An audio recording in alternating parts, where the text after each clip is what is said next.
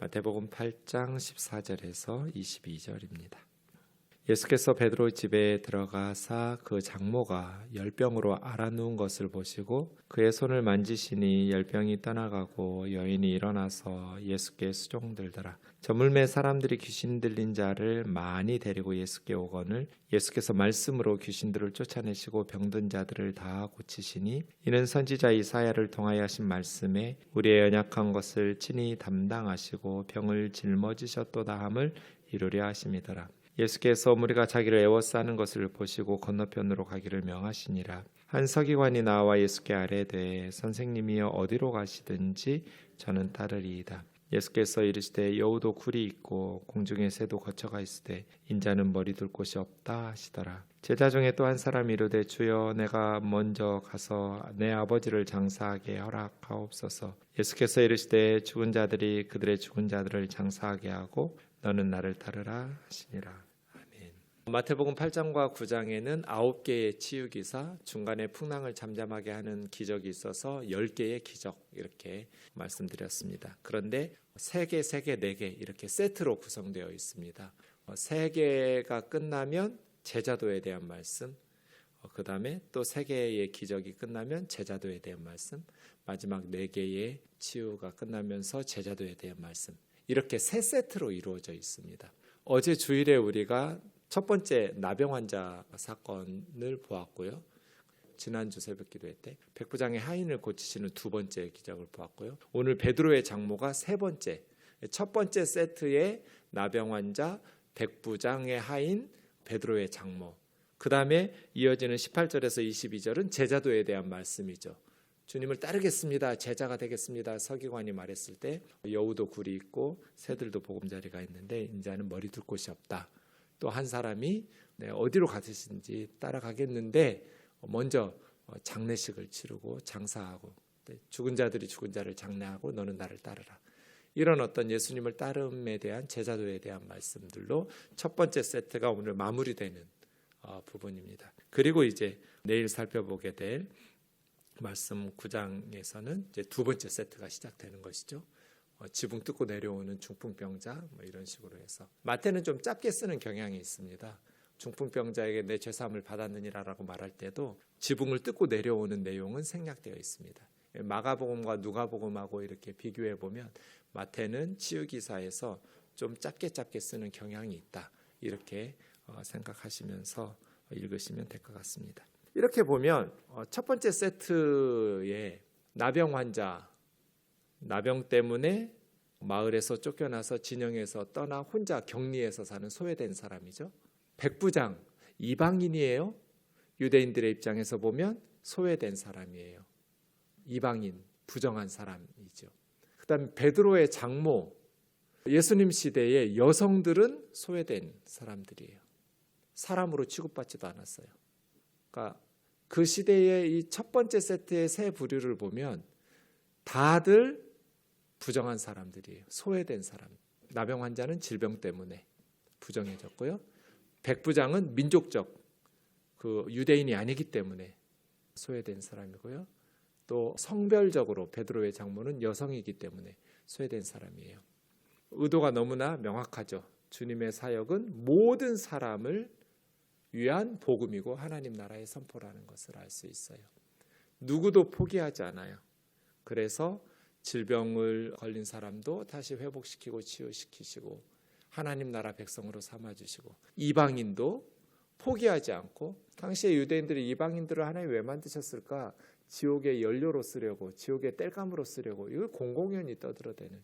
아침에 일어나면 여자로 태어나지 않게 해주시고 남자로 태어나게 해주셔서 감사합니다. 노예가 아니어서 감사합니다. 이방인이 아니고 유대인으로 태어나게 해주셔서 하루 3가지씩 감사하는 게 이런 거예요. 유대인 남성들이. 그런 것들에 대해서 주님은 완전히 깨부시고 있는 것이죠. 이방인들도 오히려 본 나라의 유대인들은, 본 나라의 자녀들은 바깥 어두운데 쫓겨나가지고 슬피 울며 이를 갈미 있겠지만 동서로부터 이방인들 중에 예수님을 믿고 나오는 이 백부장처럼 그들은 하나님 나라의 일꾼이 될 것이라는. 그래서 마태는 유대인들을 대상으로 쓴 복음서인데 유대인들의 그 견고하게 사로잡혀 있는 잘못된 가치관과 생각들을 완전히 깨부수고 있는 것이죠. 아예 그냥 처음 족보에서부터 이방 여인들이 예수님 족보에 다 들어오잖아요.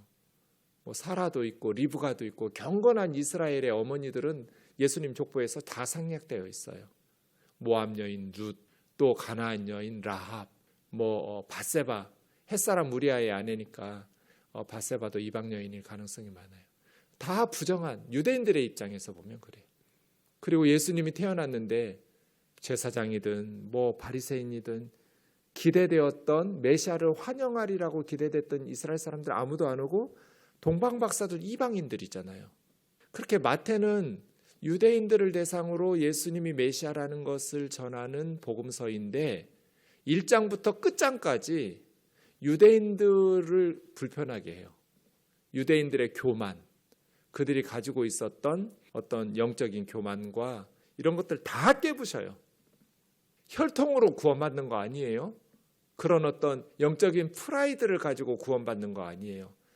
믿음으로 구원받고 예수님에 대한 태도, 하나님의 구원자이신 하나님의 아들 예수 그리스도를 영접하고 믿음으로 나오면 나병 환자도 구원받고 이방인 백부장도 구원받고 여성 노예 말할 것도 없이 다 구원받는, 이것이 마태복음이 전하는 바이고, 그래서 마태복음은 마지막은 모든 민족에게 가서 복음을 전해서 아버지와 아들과 성령의 이름으로 세례를 베풀고 내가 너희에게 분부한 모든 것을 지킬 수 있도록 가르쳐라. 이 지상명령으로 마태복음이 끝나잖아요.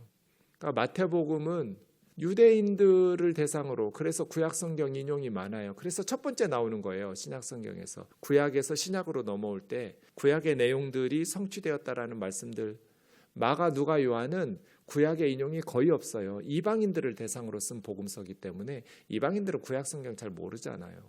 근데 유대인들에게 예수님 메시아라는 것을 가르치기 위해서 제일 좋은 것, 구약성경의 예언이 예수님에게서 성취되었다라는 것을 보여주는 게 제일 좋거든요. 그게 첫 번째로 나오는 거예요. 그런 유대인들을 대상으로 쓴 복음서이지만 내용을 보면 유대인들의 교만, 그들의 어떤 것들을 다 깨부셔요. 돌들을 들어서도 하나님은 하나님의 자녀로 만드실 수 있다고, 너희가 속으로 우리는 아브라함의 자손이라고 교만한 생각 가지지 말라고, 이렇게 다 깨부수고 있는 것이죠. 우리 안에 있는 영적 교만, 내가 목사인데, 내가 권사이고, 또 내가 우리 집안이 몇 대째 믿고 모태신앙이고, 그게 무슨 의미가 있어요?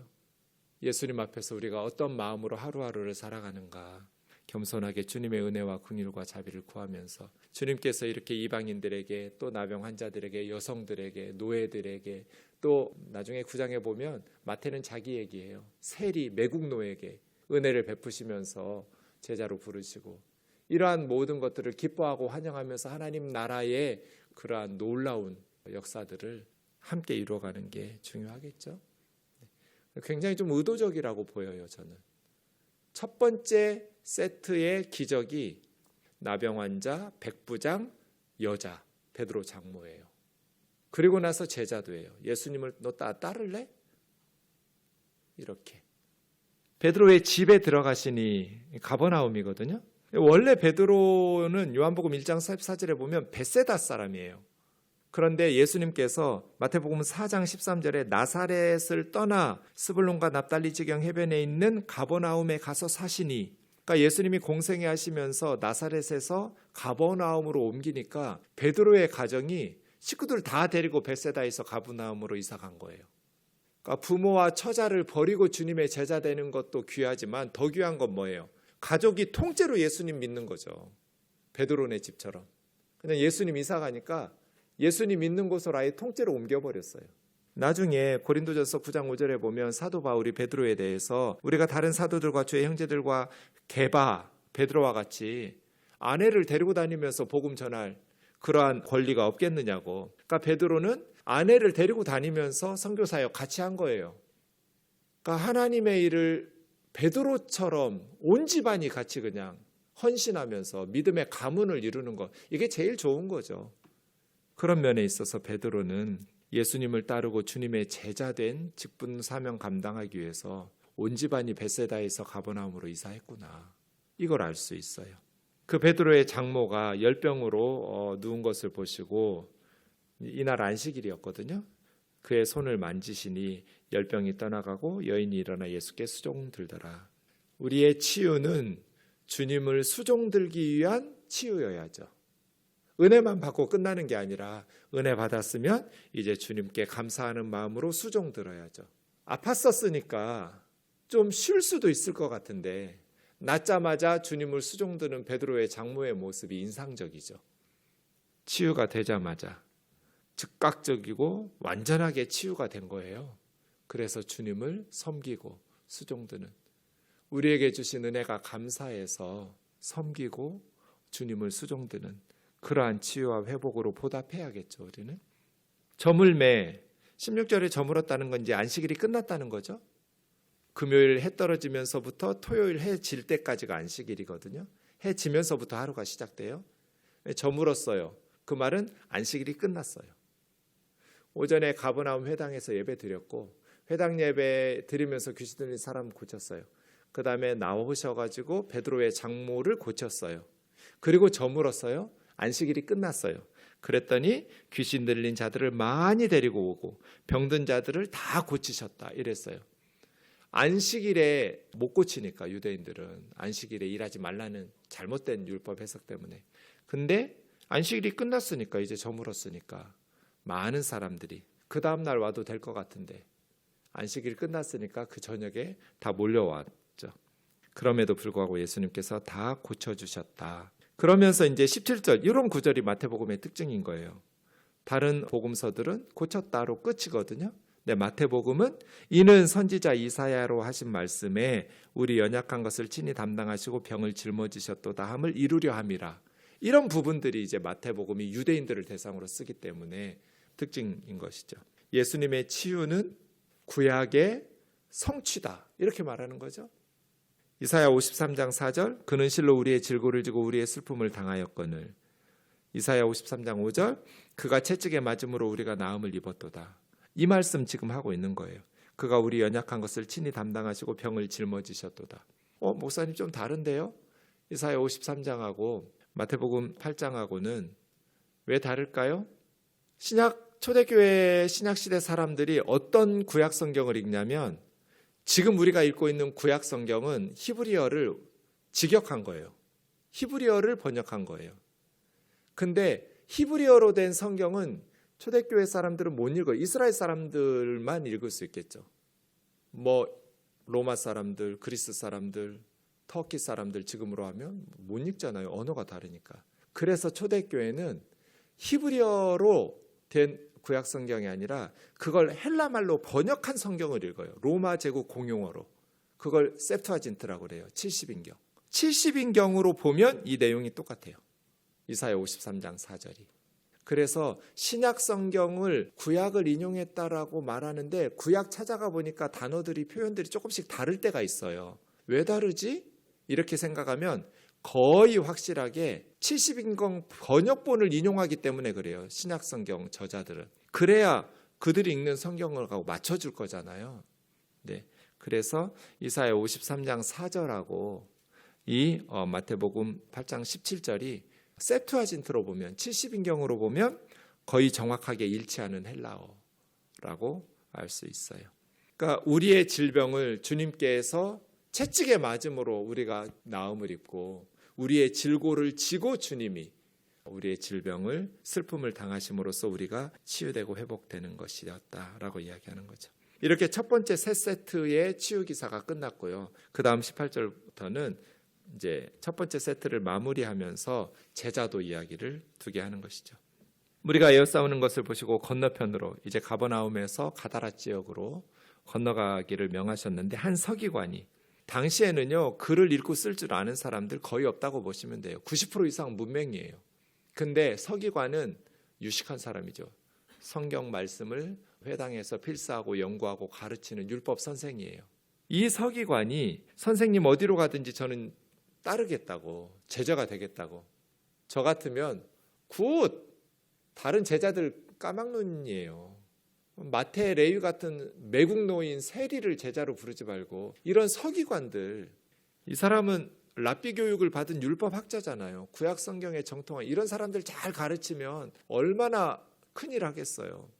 그런데 그것도 무시하지도 않고 선생님으로 부르면서, 예수님은 무슨 랍비 교육을 받은 분도 아닌데 예수님을 랍비로 부르면서 제자가 되어 따르겠다는 이런 서기관 율법 선생 말이에요. 흔쾌히 승낙하실 것 같은데 주님 뭐라고 말씀하세요? 여우도 굴이 있고 공중에 새도 거처가 있으니, 여우나 새도 보금자리가 있는데 인자는 머리 둘 곳도 없다. 너 나 따르고 나의 제자가 되겠다고? 내 길이 비단길 같지만 가시밭길이야. 그래도 따르고 싶으면 따르든지, 이런 거예요. 제자로 따라 나서기 위해서는 글을 읽고 쓸 줄 아냐, 랍비 교육을 받았냐, 이게 중요한 게 아니에요. 예나 지금이나. 주님을 따른다는 게 무엇인 줄 아냐는 거예요. 주님의 제자로 사는 게 뭔 줄 아느냐. 비단길이 펼쳐질 것 같지만 아니라는 거예요. 보금자리 없어요. 피 흘릴 각오가 돼야 돼요. 순교의 각오가 있냐. 자기 십자가를 지고 나를 따라야 돼요. 지금도 마찬가지거든요. 네가 지금 뭐 하겠다고 나한테 말한 줄 알아? 나는 너에게 안락한 보금자리를 줄 수 없어. 그걸 원하는 사람들은 나의 제자가 될 수 없어. 제자도죠. 예수님을 따르는 그 길은 세상의 부귀영화와 안락한 삶을 추구하는 길이 아니야. 그 길은 눈물로 가는 길이고 머리 둘 곳도 없는, 그걸 각오하고 따라야 되는 길이다. 두 번째 제자도 얘기는 21절이죠.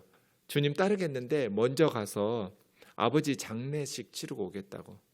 아버지가 지금 돌아가셨고 장례식 중이면 하고 오라고 하겠죠. 근데 아버지가 언제, 그게 이제 그 시대의 자식의 도리죠. 부모에 대한.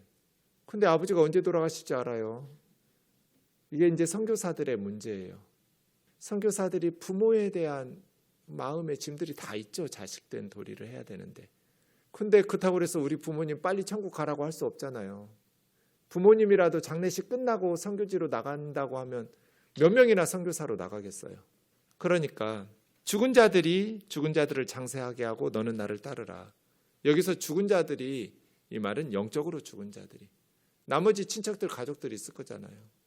그들이 천국의 사명을 발견하지 못한 자들이 그 일을 하게 하고, 너는 지금 복음 전해야 된다. 예수님의 복음 사역은 너무나 급한 거잖아요.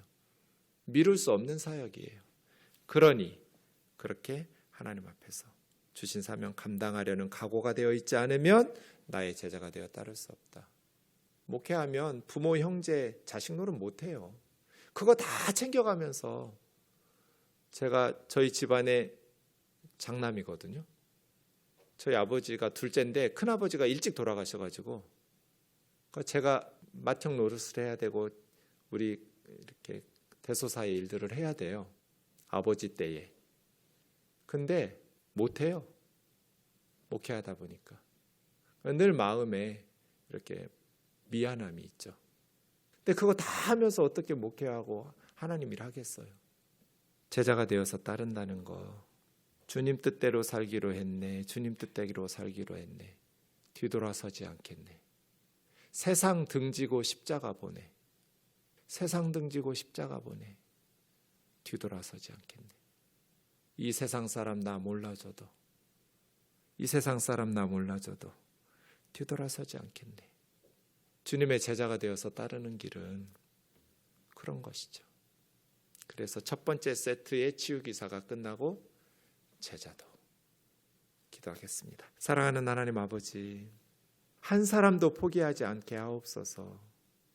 의사가 병든 자를 위하여 필요한 것처럼 주님은 의인을 부르러 온 것이 아니라 죄인을 부르러 왔다고 말씀하셨사오니, 세상 사람들은 무시하고 포기하고 그렇게 배제시킬지라도 이 땅에 구원받지 못할 사람은 한 사람도 없고 하나님 나라에서 배제될 사람은 한 사람도 없음을, 나병 환자에게서, 이방인 백부장의 하인의 치유에게서, 그리고 베드로의 장모의 치유에게서, 그러한 사역을 감당하기 위해서 사람들의 인정과 칭찬을 받는 기득권 세력들의 인정을 받는 것이 아니라 머리 둘 곳도 없는 주님, 그리고 가족의 의무와 효도조차 다 감당할 수 없는 그러한 마음들을 가지고 눈물로 걸어가고 피를 흘리면서 걸어갈 각오로 하나님 나라 일꾼 되어 주님의 제자된 삶을 살아야 한다고 하셨사오니 때로 우리가 당하는 일들에 대하여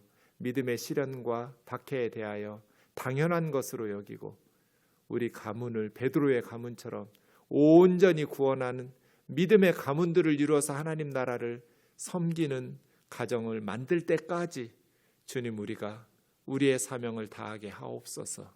예수님의 거룩하신 이름으로 기도하옵나이다. 아멘.